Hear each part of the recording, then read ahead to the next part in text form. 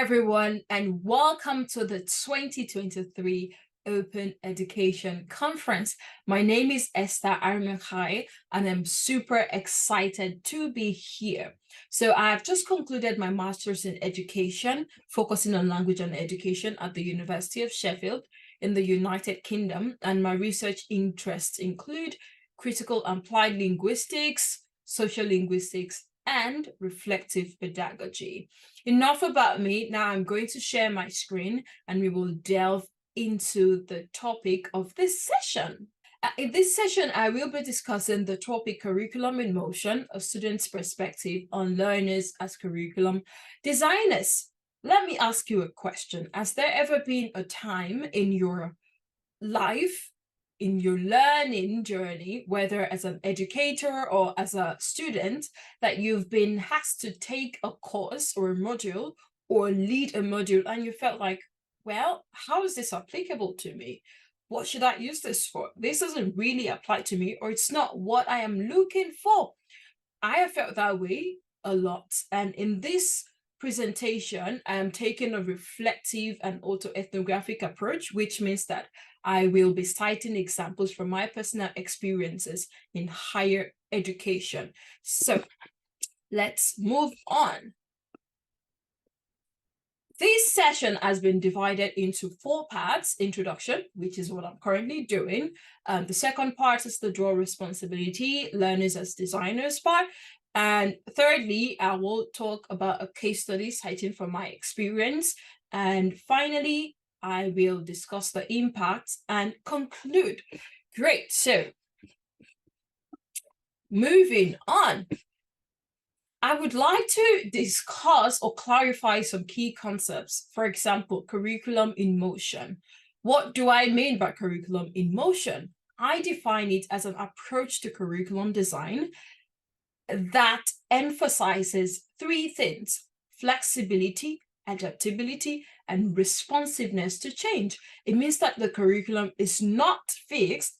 Instead, it can be adjusted and it can be updated in response to the changes in the society, needs, and to human education in general. Now, the importance of this kind of approach to curriculum design is its applicability and transferability to open education. So the second concept I would like to discuss is learners as curriculum designers.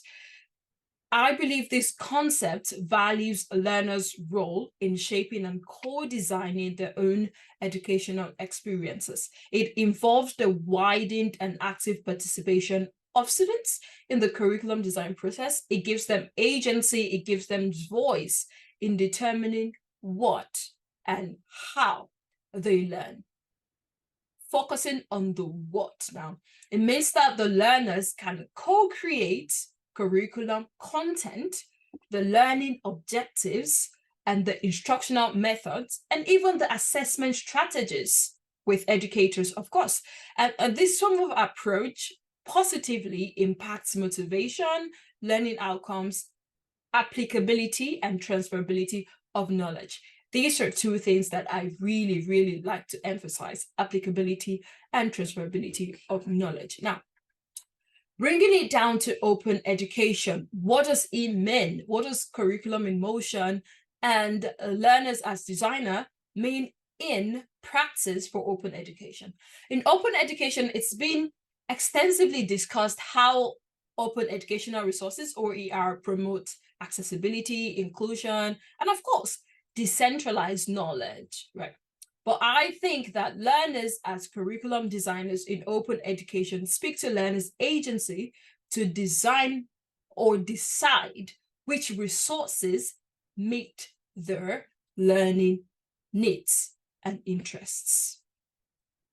And this speaks to the dual responsibility of learners now to be both designers and to be students, because they have a shared responsibility in shaping their own learning experience. They have a say in choosing topics, they have a say in setting goals and selecting learning activities, even the assessment that align with their interests, their needs, their aspiration. I know that sounds a bit idealistic, but I'm going to share a case study shortly. So in open education, what curriculum in motion and the dual responsibility of learners would mean is that OERs transcend availability to freedom to decide and choose. In simple terms, it's beyond, oh, there are free textbooks out there. It then becomes, oh, I can choose this simplified textbook because it speaks more to me. Just as a teacher takes the agency to hierarchize knowledge in deciding which materials, topics, or subjects are best applicable to which students and at what level, open education levels the power relations in knowledge selection by allowing students to focus on or skip subject matters that they prefer as they move through the curriculum. Although there is a fixed curriculum, undoubtedly, students can still create room to accommodate their own needs as they move through the curriculum. And this is measured in terms of applicability and transferability of knowledge. So as we move on now to the case study, I would be citing again from my own experience. That's why I is the case study, and this is going to be exploratory in nature. So as an MA Language and Education graduate, but looking back as a student, I am interested in both education and language. And the curriculum, as expected, is supposed to focus on the intersection between language and education. However, my interests lie in language and education. Beyond the intersection, it also lies on each of these aspects, language itself and education itself. And with the kind of the curriculum that we had on the MA, it was a bit restricted. I loved it. I thought everything I learned there were quite applicable, but it remained restricted because of the specific nature to language and education. Nonetheless, because I had interest in other subject matters and areas such as open education, I asked myself, what can I do? How can I simultaneously access knowledge in open education during my MA course, even though open education, does not make it to the hierarchy of knowledge in the curriculum? So how can I integrate open education into my current fixed curriculum? Do I need to enroll in another MA? Absolutely not, right?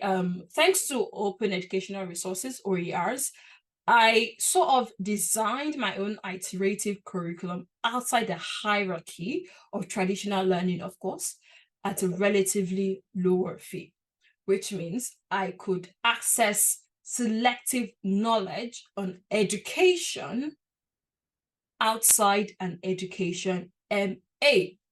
How was I able to assess the learning that I have achieved through open educational resources?